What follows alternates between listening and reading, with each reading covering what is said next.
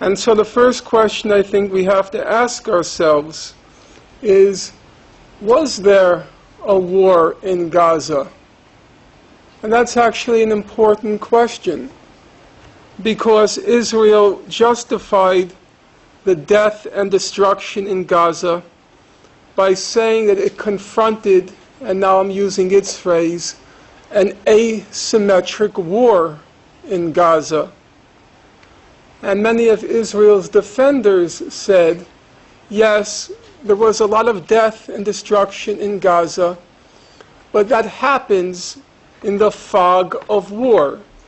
That is, there's lots of confusion on the battlefield, split-second decisions have to be made, and so inevitably, if regrettably, innocents get killed and there's a lot of destruction.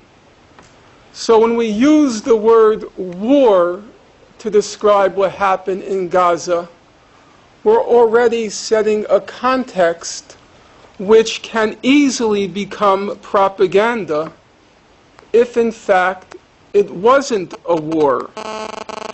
Well, what did happen in Gaza? After those 22 days that Amnesty International called the 22 days of death and destruction, Israel was very proud of what happened, because it said, now we have shown the Arabs who's who and what's what. We've erased the memory of the July-August 2006 defeat in Lebanon. And now they said, we've restored our deterrence capacity, the Arab fear of us, because we won the war in Gaza. Well, as they boasted about having won the war in Gaza, an Israeli strategic analyst came along and he wrote in an Israeli paper, he said, it is very dangerous for Israel to believe it won the war when there was no war.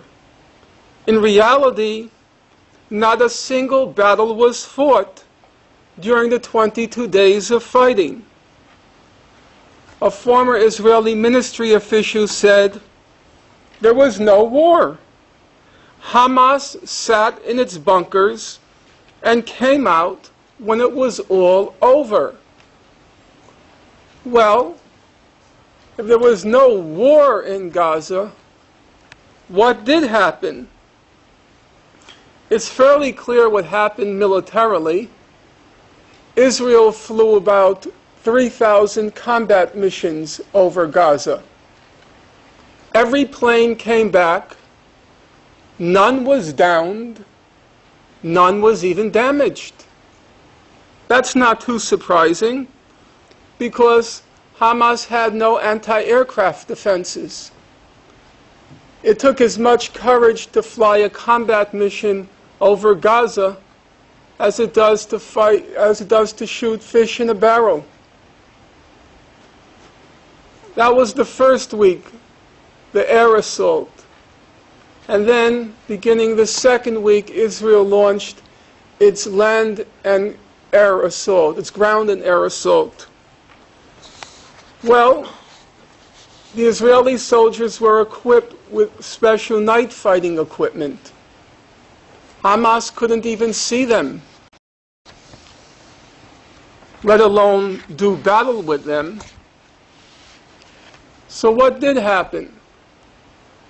Well, we have the very clear testimony of probably the best possible witnesses, namely the Israeli soldiers themselves. After those 22 days of death and destruction, many Israeli soldiers testified to what they experienced. So let me quote them. Soldier, there was nothing there. Ghost towns. Except for some livestock, nothing moved. Soldier, most of the time it was boring. There were not really too many events. Soldier. I did not see one single Arab the whole time we were there, that whole week. Soldier. Everyone was disappointed about not engaging anyone. Soldier. Usually we did not see a single living soul, except for our soldiers, of course. Not a soul. Soldier. Go ahead and ask the other soldiers how often they encountered combatants in Gaza. Nothing. No one. Soldier. There was supposed to be a tiny resistance force upon entry, but there just wasn't. No soldiers, no enemy in the field, no engagement, no battles. But that's only half the story. The other half is equally illuminating. All you have to do to see for yourself is go to your computers and enter under Google, breaking the silence. And what will come up on your screen is a collection, one of the collections of soldier testimonies.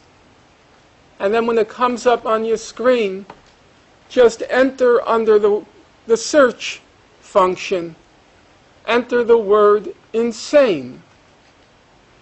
And if you enter the word insane once, twice, 3 times, 4 times, 5 times, 6 times, 7 times, the soldiers who are interviewed keep using the word insane. Israel used insane amounts of firepower in Gaza. Israel used insane amounts of firepower in Gaza. Israel used insane amounts of firepower in Gaza. The soldiers were interviewed separately. They weren't cueing each other, but the same word leapt to mind for each soldier. Insane amounts of firepower in Gaza.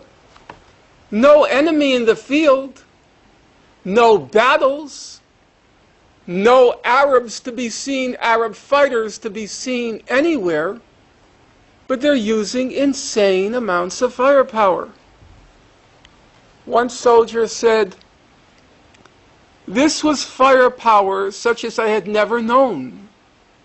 There were blasts all the time. The earth was constantly shaking." Another soldier said, "On the ground you hear these thunderous blasts all day long. I mean, not just tank shelling, which was a tune we'd long gotten used to, but blasts that actually rock the outpost, to the extent that some of us were ordered out of the house we were quartered in for fear it would collapse." The Israeli soldiers commandeered Palestinian homes, and from the homes they were firing into the horizon. But the blasts were shaking the ground so much that they were told to leave the homes they had commandeered for fear they would collapse. Actually, the soldiers themselves were probably the most creative in finding the right metaphors to describe what happened. One soldier said, "It felt like hunting season had begun. Sometimes it reminded me of PlayStation computer game." Another soldier said, "You feel like a child playing around with a magnifying glass, burning up ants." Now, I was a kid once, and I had my magnifying glass, and I did burn up ants. I'm not proud of it, but at least I didn't suffer from the delusion that I was engaged in a war with the ants. And in fact, it was like burning up ants in Gaza. The metaphor was very precise and apt. Israel dropped white phosphorus on Gaza. I never paid much attention to the white phosphorus, the fine details. It's one of Israel's stock and trades, the white phosphorus. But this time, I started to read the fine details. I'm not sure how many of you know much about it. It reaches a temperature of 800 degrees Celsius, 1500 degrees Fahrenheit. As Oprah Winfrey would say, try to wrap your mind around that. 1500 degrees Fahrenheit. If you think it's hot outside today, it's 82 degrees Fahrenheit. What did Israel do with the white phosphorus? Human Rights Watch wrote a report called Rain of Fire. It said that Israel repeatedly exploded white phosphorus munitions in the air over populated areas, killing and injuring civilians and damaging civilian structures. They dropped the white phosphorus on a school, a market, a humanitarian aid warehouse. They dropped it on Al-Quds Hospital. They dropped it on Al-Wafa Hospital.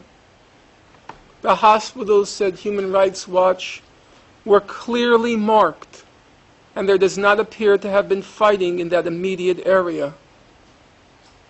What happened in Gaza was not a war, and each time any of you uses the locution war to describe what happened in Gaza, you become an agent, wittingly or unwittingly, you become an agent of Israeli propaganda. There was no war in Gaza. There was a massacre in Gaza. 1,400 Palestinians were killed, of whom up to 4/5 were civilians. 358 were children. 13 Israelis were killed, of whom 10 were combatants, and half of the combatants were killed inadvertently by other Israeli soldiers, friendly fire. So 100 Palestinians were killed for each Israeli. 400 Palestinian civilians were killed for each Israeli civilian. Those are not the statistics of a war. Those are the statistics of a massacre.